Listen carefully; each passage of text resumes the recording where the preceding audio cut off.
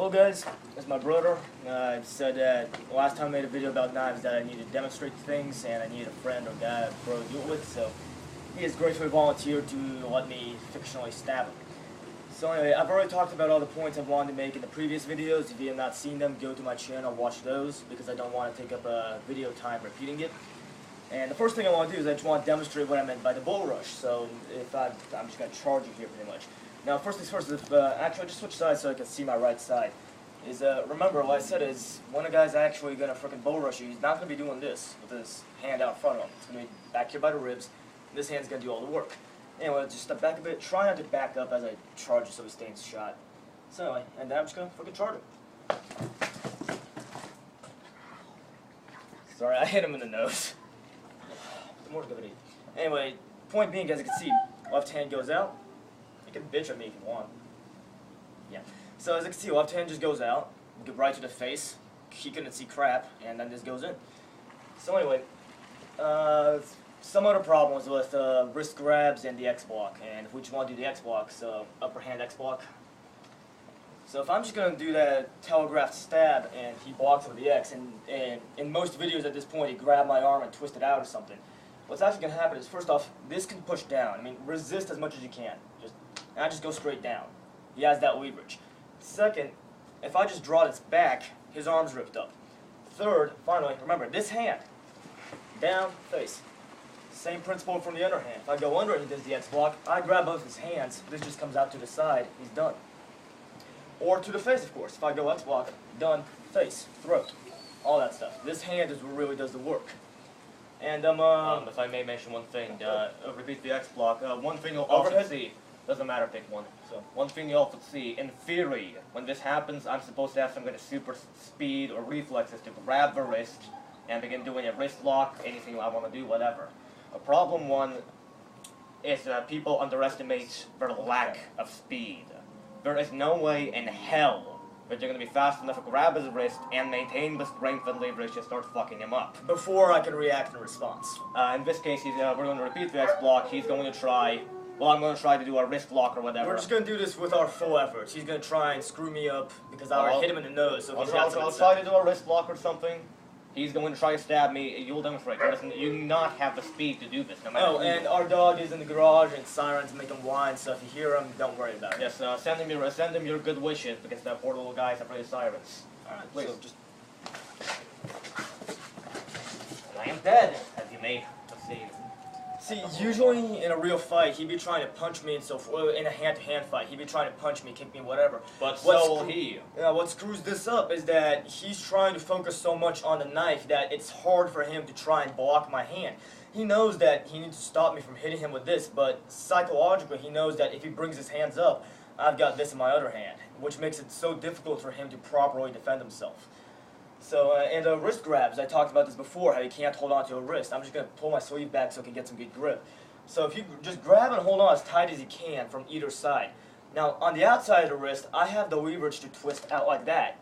And he is holding on as hard as he can, you can promise that, right? Oh, yeah. And he is a guy of average strength, maybe above average. And, by the way, feel free to do this at home. Grab a fork or something and just try to hold on to a friend's wrist. See if you can try and hold on, because you can't. Let's swap sides here. Just so I can show you the motion, what's going on here is he's holding me on the outside. My arm goes out this way, in a circle, like that. And I can even do it slowly. Hold on as tight as you can, I just try and slowly wrench out. See it's that? Not even a matter of speed, it's just it's leverage. I do not have... Now, on the inside of the arm. Now, if I may say, some of you might be saying, what if you hold on with both hands, you might have strength. Right. It doesn't work. One, because both my hands are occupied, I cannot defend against his other hand. He will be using it to punch me in the face, his hand is not frozen.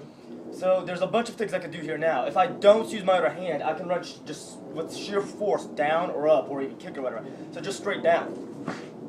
Not to mention, notice that I was trying to hold on. Not only did I fail to hold on to the wrist at the end, it yanked me straight down, so now I'm completely And now he's exposed. on his knees. I'm completely And I could go up, too. I could just go straight up. And it's much easier for him to hold on to, but it's going to move his arms up, and then I can just shake it down again.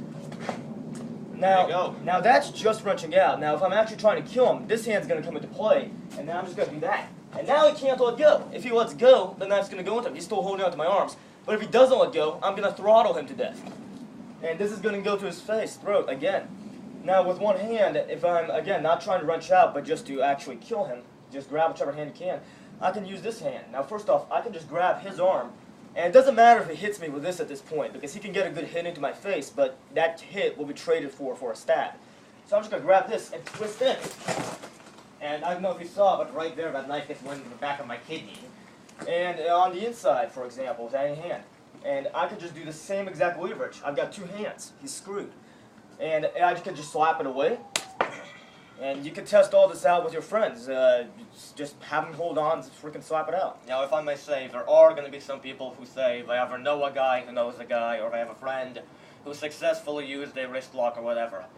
Two things. One, unless you yourself saw this happen, I'm going to preemptively call bullshit.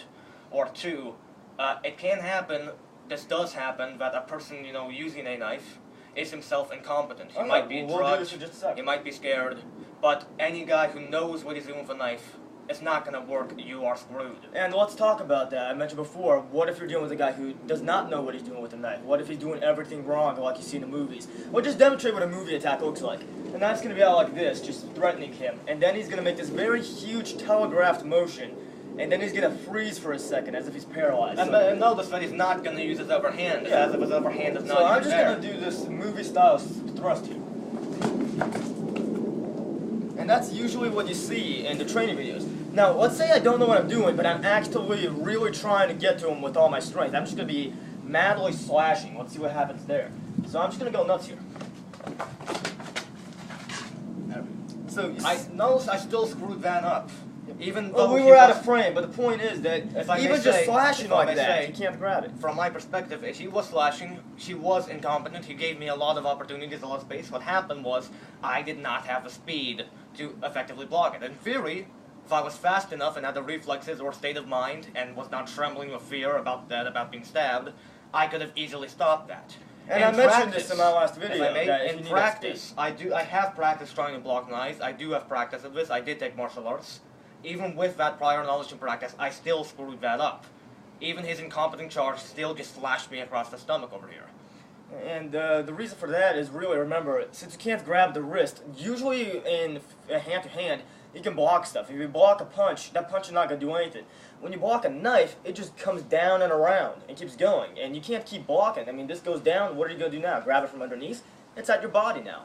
You can't do anything. So, like I mentioned in the last video, unless you have insanely good reflexes and thought processing, there's really nothing you can do about it. And if I may quickly demonstrate an exercise to demonstrate the matter of reflexes, I'm going to have him lead with the knife and just stab outwards here. If we can swap places, please, so you can see. Please, I'm just going to have him stab this way as fast as he possibly can, past my stomach. I'm going to try to catch his wrist. I'm even going to have him count down. Count to 3, stab on 3, and I'm going to try to catch his wrist. I know what's coming. I know exactly when the flash is going to be. I'm still going to miss most of the time. Alright, on go. 1, 2, 3, go. Go. This. See, that case, not only did I miss his wrist, I just sliced my own wrist open on the knife blade itself. And 1, 2, 3, go. This time, again, I managed to hit his upper elbow. And he's hitting my arm, but he just can't grab onto it because it's moving. It's not happening. And, of course, I have a sleeve on. Just try and grab it with that grip. I mean, and in this case, my thumb was just going down. And I just lost my thumb on the blade. Now, if I may ask a question, if I cannot even do this, feel free to do this exercise with your friends. If I know exactly what kind of try with both hands. Try with both hands. Let's see what happens with both hands. In that case, I managed to get his arm, but I just can't get a grip fast enough. He clapped his hands on it, it just came back. So, again, here's the danger, by the way. If he did somehow manage to grab onto the arm, let's say you actually do grab it, and I'm pulling back, now his body's going with me, and then I'm just going to come right back forward again. I have no So, if you're holding on, I'm going to yank back and then go forward, and let's see what happens.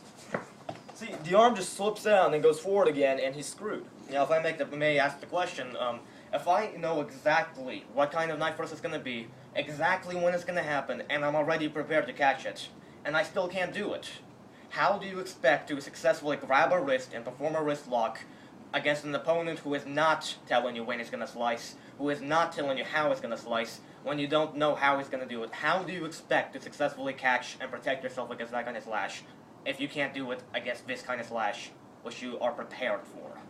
Anyway, so we're gonna wrap this video up. This is we're gonna make a very short second video right after this. This was just demonstrating all the stuff I talked about in the first video. In this next video, I'm just gonna briefly talk about threat display. and how to actually survive knife fights. And also, So we would like to we're make running one, out of time here, so if we're I just may gonna very cut this. quickly, Yeah, we'll go also ahead. make a video on how to properly defend yourself in theory against a proper knife attack.